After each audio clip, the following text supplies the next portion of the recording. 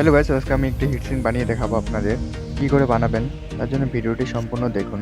লাগবে হচ্ছে একটি অ্যালুমিনিয়ামের চ্যানেল। চলুন মাপ দিয়ে কেটে নিব তাড়াতাড়ি করে, যেন ভিডিওটি বড় না হয়ে যায়। মাপ দিয়ে কেটে নিলাম 4 পিস। ইউজ করব জোড়ান করার জন্য।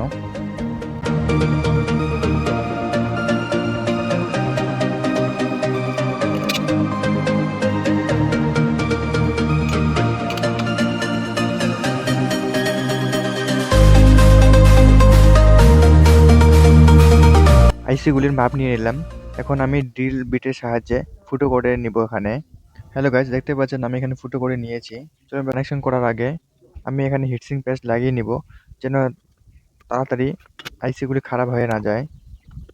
চলুন এবার ফিট করে নিব।